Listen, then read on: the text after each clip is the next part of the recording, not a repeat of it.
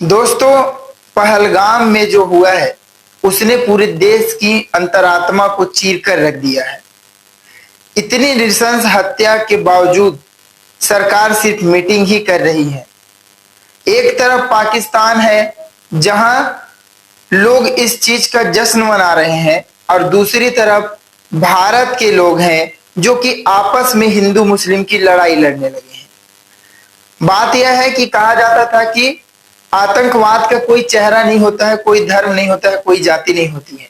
लेकिन इस बार आतंकियों ने यह बताने का कोशिश किया है कि मुस्लिमों हम तुम्हारे साथ हैं और हिंदुओं को ही हम टारगेट करके मारेंगे। एक तरह से ये जो कश्मीर के मुस्लिम हैं उनको अपनी तरफ लाने का एक बहुत बड़ा हथियार के रूप में आतंकियों ने यूज किया है। ये कोई छोटी मोटी घटना नहीं है, बल्कि एक बहुत कायराना साजिश है जिसमें मुस्लिमों को फंसाने का एक जाल रचा है आतंकियों ने कि हम उन लोगों को ही मारेंगे जो हिंदू है।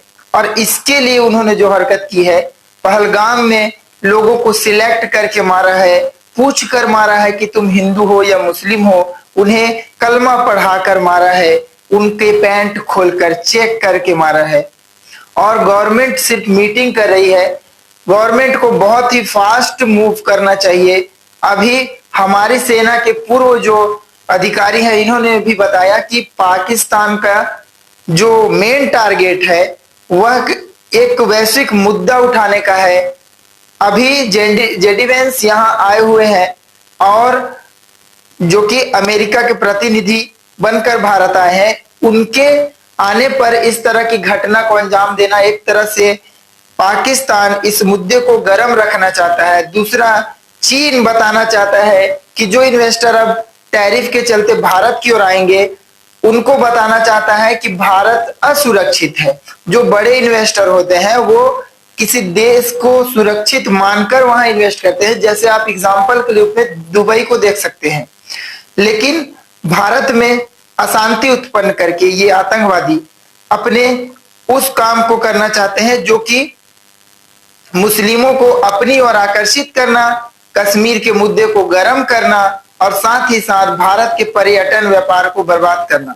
लेकिन इन सब से बड़ा है जो टूरिस्ट थे वहां, पर्यटक, इनकी नृशंस हत्या। और इस तरह की नृशंस हत्या के पीछे सरकार कहां थी? यह कोई ऐसा पॉइंट नहीं है जिसे छोड़ा जा सके। दोस्तों, आतंकियों को प्लान बहुत सीधा था। इन्होंने आर्मी का ड्रेस पहना और पहलगाम में घुसकर पर्यटकों को मारा, इनका धर्म पूछकर मारा। लेकिन बड़ा बात यह है कि इतने बड़े मात्रा में हथियार बंद आतंकी भारत में घुसे कैसे, और उस जगह से जहां से कुछ ही महीनों में बाबा अमरनाथ की यात्रा शुरू होगी पहलगाम में, उस जगह पर जहां हजारों सैनिक होने चाहिए टूरिस्ट की देखभाल के लिए, उनके सुरक्षा के लिए, ये सुरक्षा कहां थी? तो यहां पास किसी न किसी को ये जिम्मेदारी लेनी होगी। चाहे आज मीडिया पर मुस्लिमों के खिलाफ एक खेमा खड़ा हो गया है, विपक्ष के खिलाफ एक खेमा खड़ा हो गया है, लेकिन किसी को तो स्वीकार करना ही पड़ेगा कि इस बार चौकीदार कहां था। इतना नृशंस हत्या हो चुका है, एक टास्क फोर्स बन चुका है, सर्च ऑपरेशन चल रहा है, फिर भी अगर हम 10 आतंकियों को मार भी दें तो भी उसका सॉल्यूशन नहीं है, क्योंकि इन्होंने सीधा बताया है कि हम सरकार को इस तरह से ही बात करना चाहते हैं।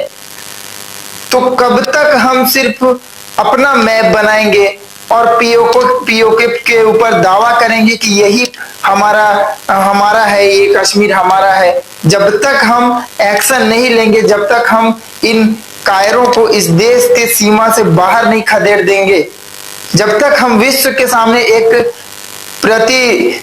रूप नहीं बना के दिखाएंगे कि हाँ हमारे पास एक ऐसा मजबूत तंत्र है, हमारे पास एक ऐसा मॉडल है, हमारे पास एक ऐसा उदाहरण है कि हर देश हमारे ऊपर अटैक करने से डरे।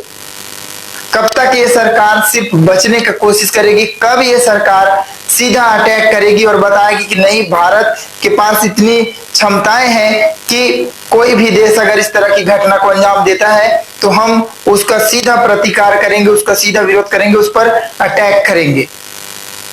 तो यहाँ पास दोस्तों ये जो एक खेमा खड़ा हुआ है, जो सरकार को बचाने की कोशिश कर रहा है और विपक्ष को घेरने की कोशिश कर रहा है, यहाँ राजनीति का कोई बात नहीं है। आपको गलती माननी पड़ेगी कि आपने सुरक्षा में चूक की है, और अगर चूक की है तो यहाँ पास आपको एक्शन लेना पड़ेगा, ताकि सबको आपके ऊपर गर्व महसूस हो कि आपने एक ऐसा काम किया जिसके कारण हमको एक ठोस सबूत चाहिए। हमको कोई मूवी नहीं चाहिए जो आप बना दें, हमको एक ठोस सबूत चाहिए। जिस तरह से कायरों ने मारा है उस पर ये देश एक ठोस सबूत चाहता है, जो कि आपको देना पड़ेगा।